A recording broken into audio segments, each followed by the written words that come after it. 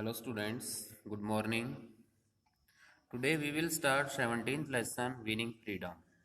It is on page number 115 in your textbook, and on the front page of this lesson some pictures are given. These are the pictures of some leaders of our freedom struggle. कुछ leaders की pictures जो हैं दी गई हैं. These leaders gave some popular slogans और इन leaders ने कुछ ही popular slogans दिए हैं. स्लोगन्स मैं इनकी पिक्चर के साथ ही बताऊंगा कि कौन सा स्लोगन कौन से लीडर ने दिया है. तो सबसे पहले जो पिक्चर दी गई है वो दी गई है हमारे नेशनल फादर महात्मा गांधी की, और इन्होंने जो स्लोगन दिया है वो दिया है क्विट इंडिया का. क्विट इंडिया मीन्स भारत छोड़ो. भारत छोड़ो का जो नारा दिया था वो महात्मा गांधी ने दिया था. नेक्स्ट जो फोटो दी गई है वो दी गई है नेताजी सुभाष चंद्र बोस की. इन्होंने जो स्लोगन दिया था give me blood and I shell give you freedom, main से तुम मुझे खून दो मैं तुम्हें आज़ादी दूंगा. तो नेताजी सुभाष चंद्र बोस ने कौन सा स्लोगन दिया था? Give me blood and I shell give you freedom. Next is बाल गंगाधर तिलक. इन्होंने जो स्लोगन दिया था वो दिया था Swaraj is my birth right and I will have it. इन्होंने दिया था स्वराज मेरा जन्मसिद्ध अधिकार है और इसे मैं लेकर रहूंगा. तो बाल गंगाधर तिलक ने कौन सा स्लोगन दिया था? Swaraj is my birth right and I will have it. Next photo is Sardar Bhagat Singh. He gave the slogan इनकलाब जिंदाबाद. तो सरदार भगत सिंह ने कौन सा स्लोगन दिया है? इनकलाब जिंदाबाद. Next, India struggle for freedom from foreign rule was an important event of the 20th century. This freedom did not come easy, nor was it achieved by armed rebellion. India's struggle for independence was unique in many ways. तो इसमें क्या दिया गया है? इसमें दिया गया है कि जो 20th सेंचुरी की महत्वपूर्ण घटना जो थी, इम्पोर्टेंट इवेंट जो थी, वो थी इंडिया स्ट्रगल फॉर फ्रीडम. उसके बाद है first it successfully tested the power of non violence और अहिंसा as a form of protest against the injustice of the British government. इसमें क्या दिया गया है? पहले कि सबसे पहले हमें नॉन वायलेंस और अहिंसा की पावर का पता लग गया था कि ब्रिटिश गवर्नमेंट के अन्याय के खिलाफ, इनजस्टिस के खिलाफ किस तरह से विरोध प्रकट किया जा सकता है. Second is it proved the futility of bloodshed. Peacefully disobedience to the unjust demands and practices of the government could force the British to step back. कि पीसफुल डिसोबीडेंस से, शांतिपूर्ण सविनय अवज्ञा से जो ब्रिटिश गवर्नमेंट है उसकी अनजस्ट डिमांड्स के खिलाफ ये उनको पीछे धकेला जा सकता है, उनको पीछे किया जा सकता है. Next is third it held that peaceful non cooperation was the right of the people. It was seen as weapon of protest against the wrongful policies of the government. तो तीसरा जो स्टेप लिया गया है वो नॉन कोऑपरेशन का लिया गया है कि लोगों के पास एक नॉन कोऑपरेशन का राइट है, असहयोग करने का राइट है. It was seen as weapon to of protest against the wrongful policies of the government. इसको एक वेपन के रूप में लिया है, नॉन कोऑपरेशन को एक वेपन के रूप में माना है कि वो गवर्नमेंट की जो रॉन्गफुल पॉलिसीज थी उनके खिलाफ यूज किया जा सकता है. Many in India as well as in Britain made fun of the leaders who followed the path of non-violence. Britain में तो जो नॉन वायलेंस का रास्ता अपनाए हुए थे उनका मजाक बनाया ही जाता था, साथ में इंडिया में भी उनका मजाक बनाया जाता था. They wondered how could India win independence from the biggest colonial power in the world without weapons and violence. उनका मानना ये था कि इंडिया जो है इतने बड़े कॉलोनियल पावर को कैसे विन कर पाएगा, कैसे उससे जीत पाएगा वेपन्स और वायलेंस के बिना, यानी कि बगैर हथियारों के और बगैर हिंसा के इतने बड़े साम्राज्य या इतने बड़े औपनिवेशिक शासन को कैसे जीत पाएगा। Mahatma Gandhi, the father of nation and pioneer of non violence, once said, हमारे राष्ट्रपिता महात्मा गांधी ने, जो नॉन वायलेंस के पायनियर माने जाते हैं, तो उन्होंने कहा था, first they ignore you, they ridicule you, then they fight you and then you win. उन्होंने कहा था कि सबसे पहले तो आपको इग्नोर किया जाएगा, उसके बाद आपका मजाक बनाया जाएगा, उसके बाद आप फाइट करेंगे, उसके बाद आप जीत जाएंगे।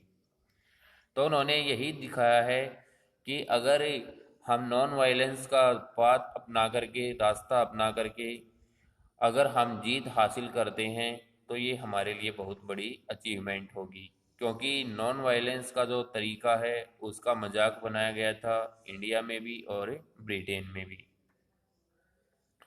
तो however, a few incidents of violence did occur.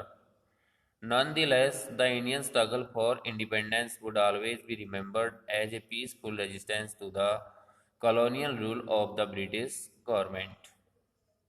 Now let us study the course of the freedom struggle after the Great Revolt of 1857. 1857 की जो ग्रेट रिवोल्ट हुई थी फ्रीडम स्ट्रगल के लिए, तो उसको अब उससे आगे क्या होता है उसके बारे में हम पढ़ेंगे। The Indian national Congress. तो इंडियन नेशनल कांग्रेस जो थी, इसकी एस्टेब्लिशमेंट या इसकी जो फॉर्मेशन हुई थी वो हुई थी 1885 में। तो 1885 में इसको बनाया गया था और ब्रिटिश ब्यूरोक्रेट ए ह्यूम के द्वारा बनाया गया था। तो उनके द्वारा जब इसको फॉर्म किया गया था तो उनका जो मेन टारगेट था, मेन एम था, वो क्या था कि जो एजुकेटेड इंडियंस हैं, एजुकेटेड इंडियंस के लिए एक प्लेटफॉर्म तैयार करना था कि वो ब्रिटिश गवर्नमेंट के साथ बातें करने में इंगेज रहें।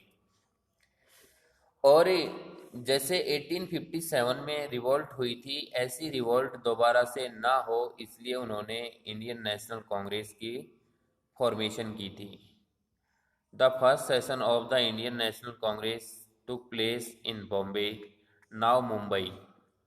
जो फर्स्ट नेशनल कांग्रेस का फर्स्ट सेशन हुआ था वो बॉम्बे में हुआ था और जो आजकल मुंबई के नाम से जाना जाता है।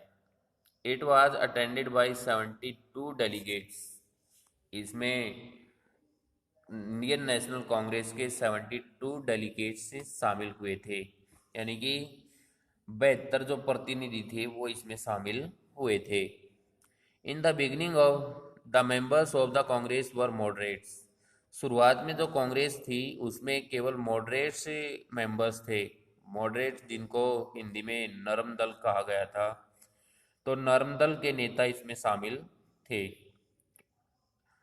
They believed in requesting the government for reforms, but the British never paid much attention to their demands. जो मॉडरेट्स थे उनका विश्वास था कि गवर्नमेंट के सामने रिक्वेस्ट करो सुधार करवाने के लिए, लेकिन ब्रिटिश जो थे वो उसकी तरफ ज़्यादा ध्यान नहीं देते थे। जो भी रिक्वेस्ट करके काम करवाने की सोचता था उसकी तरफ अंग्रेज जो थे वो ध्यान नहीं देते थे। Later on, a group of radicals emerged in the Congress who believed in fighting for their demand. लेकिन बाद में एक रेडिकल्स भी शामिल हुए थे। रेडिकल्स इसमें जो गर्म दल के नेता थे उनको रेडिकल्स का नाम दिया गया था। तो हमारी नेशनल कांग्रेस में रेडिकल्स भी शामिल हो गए थे। मॉडरेट्स तो पहले से ही थे, अब रेडिकल्स भी शामिल हो गए थे और उनका मानना था कि बगैर लड़ाई लड़े हमारी डिमांड जो है वो पूरी नहीं की जा सकती। This group was led by Lala Lajpat Rai, Bal Gangadhar Tilak and Bipin Chandra पाल। इसके जो मेन लीडर्स थे वो थे बाल गंगाधर तिलक, बिपिन चंद्र पाल, लाला लाजपत राय, और इनको लाल बाल पाल के नाम से भी जाना जाता है। किन किन को लाल बाल पाल के नाम से जाना जाता है? लाल के नाम से लाला लाजपत राय, बाल के नाम से बाल गंगाधर तिलक और पाल के नाम से बिपिन चंद्र पाल। तो इनको लाल बाल पाल का नाम दिया था और ये रेडिकल्स में शामिल थे। इसके बाद ही they strongly believed in protest, strikes and boycotts as to lab of protest against the British government. तो इन्होंने बड़ी मजबूती से अंग्रेज़ों का विरोध किया था, ब्रिटिश गवर्नमेंट का विरोध किया था बायकॉट्स अपना करके, यानी कि जो बहिष्कार की नीति थी उसको अपना करके उन्होंने ब्रिटिश गवर्नमेंट का विरोध किया था। फिर है partition of Bengal. Partition of Bengal, the British government was worried by the rising tide of nationalism. 1857 की रिवोल्ट के बाद क्या हुआ था, तो नेशनलिज्म वाली फीलिंग्स थी वो काफ़ी बढ़ गई थी इंडियंस में, और ब्रिटिश गवर्नमेंट को इस चीज़ के लिए चिंता हो गई थी। The British threatened by the very thought of Indians getting united। British जो थे वो काफ़ी डरे हुए थे कि इंडियंस जो थे वो सारे के सारे यूनाइटेड हो चुके थे। So they decided to divide and rule. इसलिए उन्होंने एक पॉलिसी अपनाई कि भाई सारे के सारे इंडियंस अगर इकट्ठा रहेंगे तो वो ब्रिटिश गवर्नमेंट के खिलाफ हो जाएंगे और ब्रिटिश गवर्नमेंट को वो यहाँ से उखाड़ फेंकेंगे। लेकिन फिर उन्होंने एक पॉलिसी अपनाई, डिवाइड एंड रूल, जिसको हम हिंदी में बोलते हैं फूट डालो और राज करो की नीति अपनाई। The viceroy of India lord Curzon decided to divide और पार्टीशन ऑफ बंगाल इन 1905। उस टाइम पे जो इंडिया के वायसराय थे लॉर्ड कर्जन, उन्होंने निर्णय लिया कि जो बंगाल है ये नेशनलिज्म का सेंटर माना गया था। यहाँ पर लोग जो थे वो इकट्ठा होते थे, तो उन्होंने क्या किया कि भाई यहाँ पर बंगाल को डिवाइड कर दिया जाए, उसका विभाजन कर दिया जाए। At that time Bengal was the centre of nationalism. तो नेशनलिज्म का इसको सेंटर माना जाता था। It was also an important centre of business, industries and education. इसको बिजनेस का, इंडस्ट्रीज का और एजुकेशन का भी सेंटर माना जाता था। Thus to suppress nationalism and to weaken the economy, the British partition Bengal. तो इसलिए क्या किया था, नेशनलिज्म की जो फीलिंग थी उसको कमज़ोर करने के लिए, और यहाँ पर जैसा कि बिजनेस, इंडस्ट्रीज और एजुकेशन भी ज़्यादा थी, तो यहाँ की इकोनॉमी को भी कमज़ोर करने के लिए बंगाल का पार्टीशन कर दिया गया। तो बंगाल का जो पार्टीशन था वो 1905 में किया गया था। किसने किया था? जो ब्रिटिश वायसराय थे लॉर्ड कर्जन, उन्होंने इसका पार्टीशन किया था। Though the British partitioned Bengal in the name of administrative convenience, but their main motive was to divide the Hindu-Muslim unity and to divert the attention of the people from nationalism। वैसे तो British government ने या British ने ये कहा था कि जो बंगाल का पार्टीशन किया जा रहा है वो एडमिनिस्ट्रेटिव कंसीव के लिए किया गया है। तो जो एडमिनिस्ट्रेटिव कन्वीनेंस के लिए किया गया है, तो उस कन्वीनेंस में क्या था कि भाई जो प्रशासनिक सुविधा है उसके लिए इसका पार्टीशन किया जा रहा है। लेकिन वास्तव में जो उनका मेन मोटिव था वो ये था कि हिंदू मुस्लिम जो यूनिटी है उसको ख़त्म करना था, और जो नेशनलिज्म वाली जो फीलिंग है उसको कमज़ोर करना था। The partition was meant to dilute the national unity, but it worked the other way around for the government।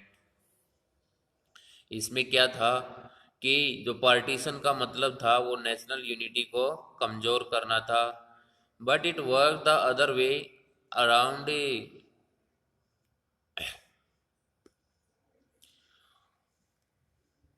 for the government.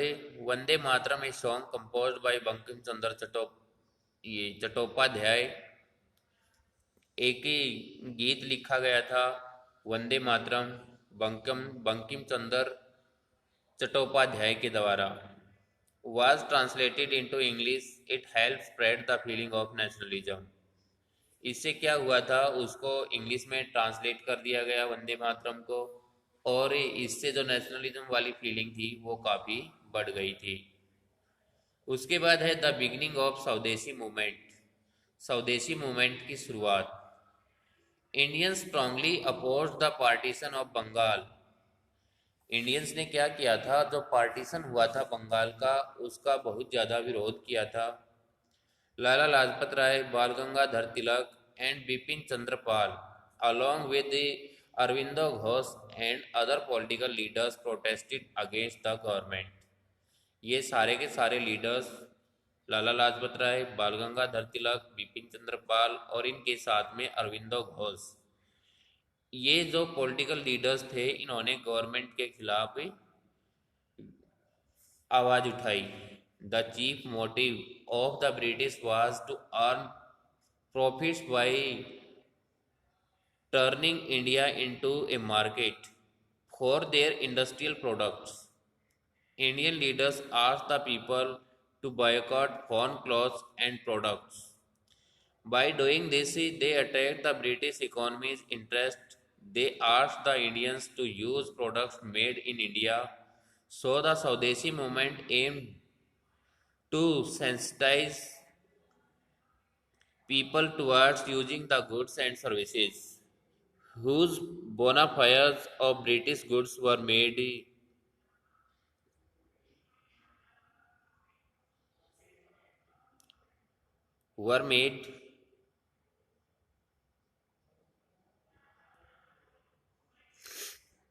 Women and students participated in the movement. The Swadeshi movement started in Bengal but soon spread to other parts of India. तो इसमें क्या कहा गया है कि जो स्वदेशी movement था उसकी शुरुआत हुई थी और इसमें कुछ लीडर्स थे हमारे, वो इसमें शामिल थे, और इसमें बायोकाट की जो पॉलिसी थी वो अपनाई गई थी, और इसमें जितना भी फॉरेन क्लॉथ, फॉरेन प्रोडक्ट्स जो भी था उन सभी को बायोकाट किया गया था इंडियंस के द्वारा।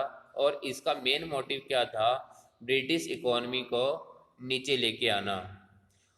और इससे क्या हुआ था, इंडियन जो प्रोडक्ट्स थे उनका यूज करने पर जोर दिया गया था कि भाई जो ब्रिटिश प्रोडक्ट्स है उसको बंद करो और इंडियन प्रोडक्ट्स जो है उसको शुरू करो, जिससे ब्रिटिश गवर्नमेंट या ब्रिटिश जो इकॉनमी है वह नीचे आएगी और इंडियन जो इकॉनमी है वह ऊपर जाएगी, और स्वदेशी मूवमेंट जो है उसकी शुरुआत कर दी गई थी।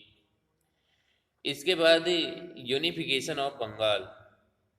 यूनिफिकेशन ऑफ बंगाल मीन्स जो पार्टीशन हुआ था बंगाल का 1905 में, तो उसमें उसके बाद अब दोबारा से इसका यूनिफिकेशन किया जाता है, इसको दोबारा से इकट्ठा किया जाता है। तो there were strong protest against the partition of Bengal. Bengal partition का बहुत ज़्यादा विरोध किया गया। The British government try to suppress the movement. जो ब्रिटिश गवर्नमेंट है उसने मूवमेंट को दबाने का प्रयास किया। However the government was forced to reunite Bengal in 1911 में।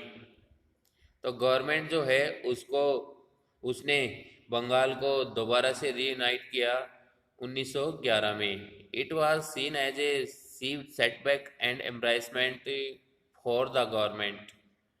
इसको सेटबैक माना जाता है, एम्ब्रेसमेंट माना जाता है गवर्नमेंट के लिए। मेन से जो गवर्नमेंट है उसको उसकी हार मानी गई थी या उसको पीछे धकेला गया था। इसके बाद है the capital of India was shifted from Kolkata, जो अब कोलकाता के नाम से जाना जाता है, टू दिल्ली। 1911 में क्या हुआ था, जो कोलकाता हमारी कैपिटल हुआ करती थी उसको चेंज करके दिल्ली में कर दिया गया था। India's participation in the first world war. The first world war broke out in 1914। ये हमें पहले भी पता होगा कि जो फर्स्ट वर्ल्ड वॉर हुआ था वो 1914 में स्टार्ट हुआ था और 1918 तक चला था। Thousands and thousands of Indian soldiers fought and died for the British Army in the war। हजारों की संख्या में जो इंडियन सिपाही थे वो ब्रिटिश आर्मी के लिए लड़े थे युद्ध में। द पीपल होप दैट, जो लोगों को आशा थी कि आफ्टर द वार, युद्ध के बाद, the British wood free India, British जो हैं वो वुड फ्री, मुक्त हो जाएंगे, आज़ाद हो जाएंगे, और at least grant the right to self governance. उनका मानना ये था लोगों का कि ब्रिटिश जो हैं वो भारतीयों को आज़ाद कर देंगे और उनको सेल्फ गवर्नेंस का अधिकार भी दे देंगे। However, by the end of the war it became clear the British had no intention of leaving India. इसके बावजूद भी जो ब्रिटिश थे उनका इंडिया छोड़ने का कोई भी मन नहीं था। In fact the British became more ruthless. वास्तव में ब्रिटिश जो थे वो और ज़्यादा रथलेस हो गए थे। They impose next taxes, new taxes and brought out new laws, और उन्होंने नए टैक्स और नए कानून जो थे वो ला दिए थे। तो इस वीडियो में आज हम इतना ही पढ़ेंगे। बाकी जो नेक्स्ट टॉपिक हैं वो नेक्स्ट वीडियो में करेंगे। Thank you.